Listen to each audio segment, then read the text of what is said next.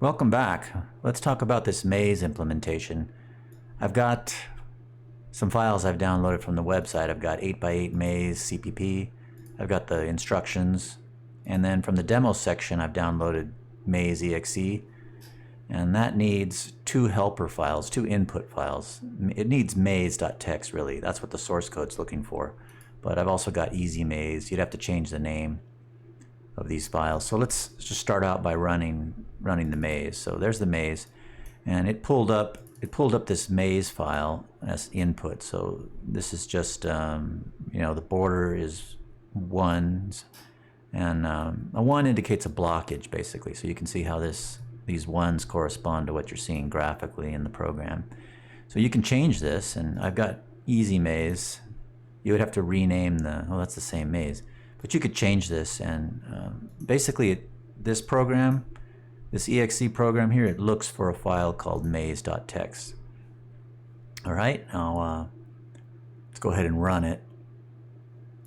So this is an exhaustive, recursive backtracking algorithm that finds all solutions to a maze. Now it's not optimized. It just tries every possible solution. Basically what I'd like you to do is make a larger version of this program using a 100 by 100 matrix, and then throw some optimizations in there, and then tell me what happens. Tell me what happens to the time complexity. Tell me what happens if you're having any implementation details, issues, things like that, and then try and give me some kind of analysis of the time complexity. Something. Give me something. All right, so let's kind of go through how this thing works. So the solution is represented as a stack over here in this column, and so you can see that here, let's start it over. Let's just kill it and then start it. The very first solution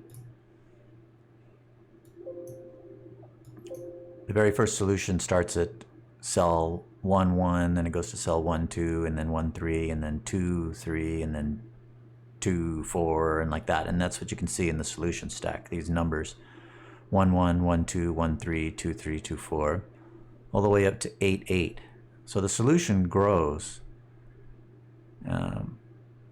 and what's the maximum that the solution could be? It's the number of blank squares, right? So if you had no blockages inside the border, then it would be 8 times 8, or 64. So that's the biggest this solution could be, that for an empty maze. You still need the borders around there, otherwise it'll go nuts. Okay.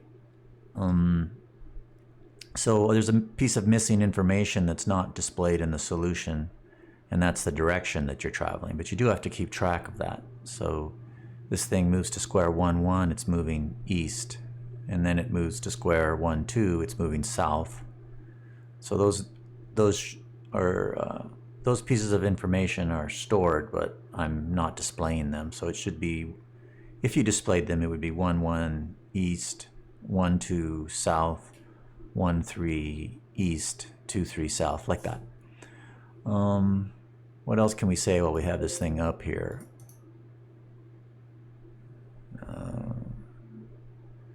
I would recommend that you download this executable, and Windows is going to warn the heck out of you that you're downloading an exe from an unknown site, but it's fine, trust me.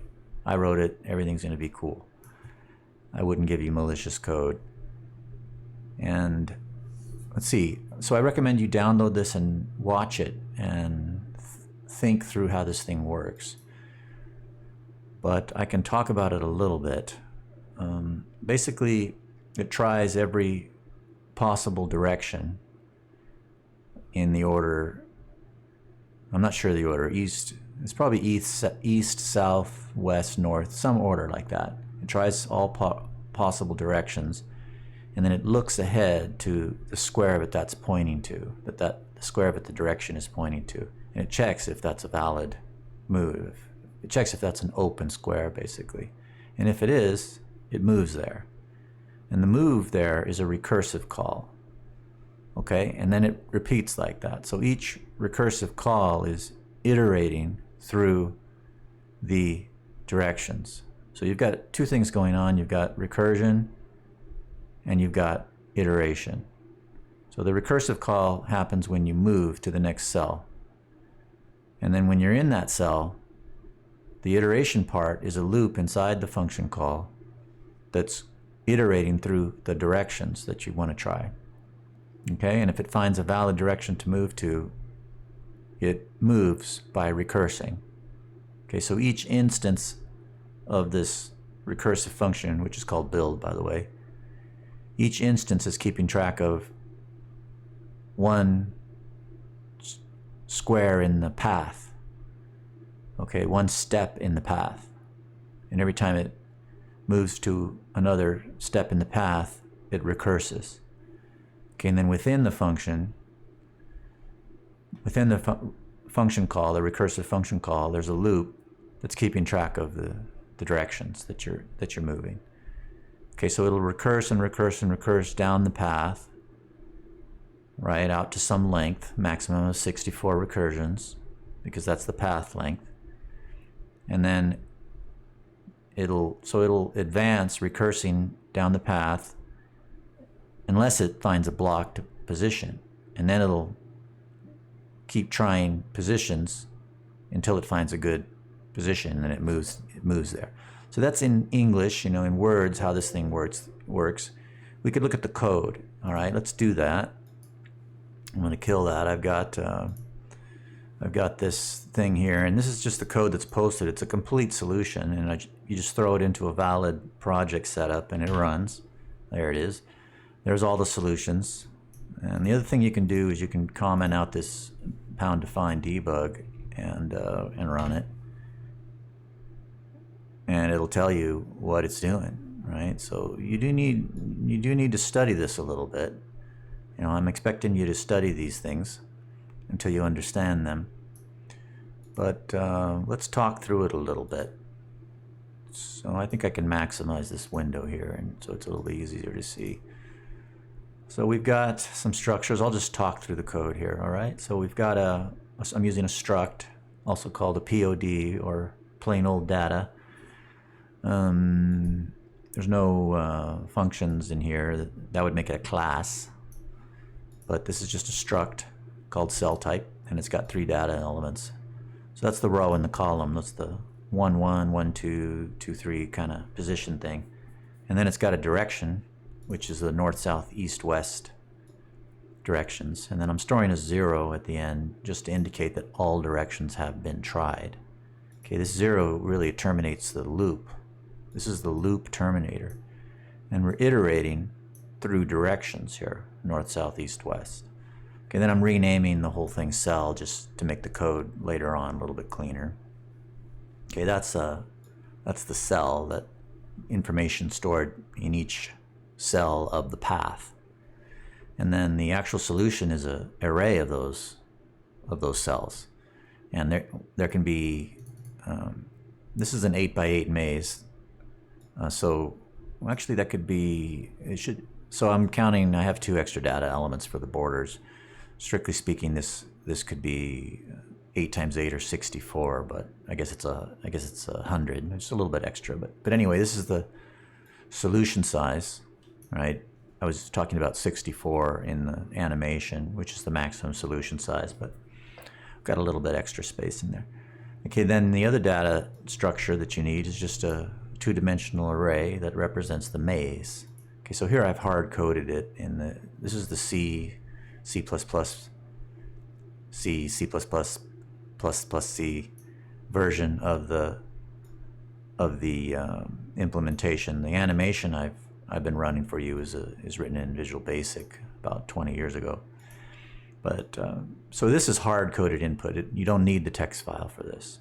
Okay, you only need the text file for the Visual Basic executable demo if you want to run that.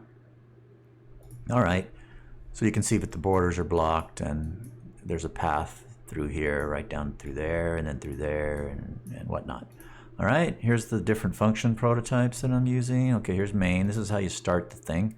You have to give it the initial starting position 1, 1. And then you have to tell it that that you have to give the direction 0. That might be a bug, because I think it just starts counting. Can't remember. We'll see in a minute. But anyway, start at cell 1, 1, 1 with no direction. It has directionless, and then then you recurse. You start the recursive solution. So we're starting at the first cell, at cell 1, 1, and element 0 of the solution. Okay, element 0 of this solution sub 0. All right, like the freezers, sub 0. And then we call build, and then we come down here to build. This is the guts of the solution. I could take this out. I'll just close it up there to make it a little bit easier to read. So we call build for each instance of each step in the path. Okay, from 0 to a maximum of 64. And then this is the iterator that iterates through the directions, and it returns true as long as there's a direction left to try. Okay, so I have an iterator called getNextCell down here. This is an iterator. I call it an iterator because it's trying 4 different things and then stopping. So that's all it does. So if you're at position 0 or direction 0, it goes east. If you're at direction east, it goes south. If you're at direction south, it goes west. If you're at west, it what does it do? What does it do? Oh, it goes north. And then if you're at north, it terminates. It returns a 0, indicating that all directions have been tried. Otherwise, it returns a 1. So it returns true, which is 1 is true if all the directions have been tried. Otherwise, it returns 0, indicating all the directions have been tried. Did I say that right? It returns 1 if there are still directions to try, and it returns 0 if all the directions have been tried. All right, so that we can use that in a loop here, because every time we call this, it'll increment the direction, the compass direction, and then return true as long as there's still more things to try. So that's our loop that's trying our directions. And so we get a new direction. We check if it's safe. That is, we check, is it safe to move in that proposed direction? And if it is safe, then we check that if we would move there, would we be done? That is, this is the last position. This is square 8, 8. I'm basically, in a very verbose way, checking, are we at square 8, 8? And if we are, then print the solution. Otherwise, move forward 1 more step. Okay, so it starts off in main. You go to position, solution position 0, comes in here with 0, tries east. It's safe to move east. We're not done. So it recurses to back into another instance of build with n equal to 1, right? Because we're going to build +1, n plus 1. So it comes back in here, position 1, or step 1 in the solution.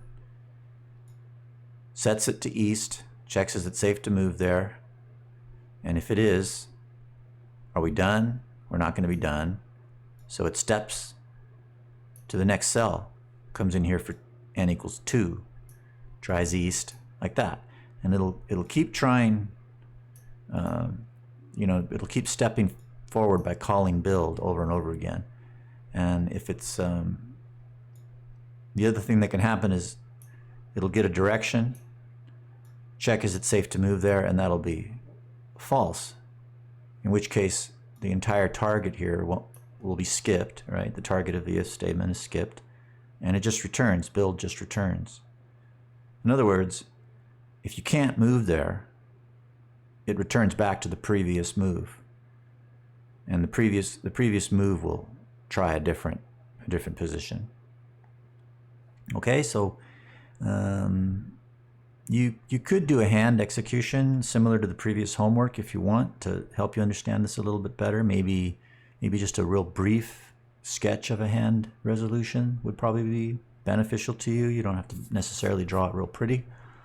The other thing you can do is run the executable, run this guy, and watch him slow, kind of let it soak in how this thing is working. And when you feel like you got a pretty good understanding of how this thing is working, what I want you to do is make it bigger. So I've given you a 10 by 10 solution that totally works. I want you to expand it to a 100 by 100 solution. I want you to make it 10 times bigger. So that has implications for the time complexity, right? If you make it 10 times bigger, is it going to take 10 times longer, or is it going to take many, many more times longer than that? Okay, I want you to kind of think about that. And some of that might depend on how many blockages you have. So you could change your maze, you could change the blockages in here and let it try all 64. Well, it's going to be more than 64. If it's 10 by 10, it's going to be, or if it's 100 by 100, it's going to be 100. Or is that 10,000? Okay, so it's scaling at the square because we're talking about area. So I want you to think about that. How does the increase in area affect the time complexity? Is that the only thing that affects the time complexity? Is there something else that changes in the algorithm? We're doing iteration in the algorithm as well. What about this get next cell? Is it going to change? I want you to think about that and in your own words, try and come up with some measure of the time complexity. Also, let me know of anything else that happened when you were trying to get this done. Like, did you run into some kind of implementation issue or whatever? Just tell me what happened. Okay, get next cell. We did that. Is safe. It just looks around to see is that a valid move. You could study that a little bit on your own if you want.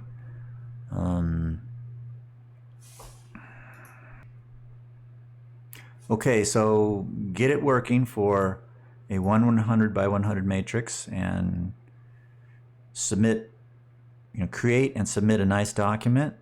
That is, give me all your code. Give me a screenshot of that.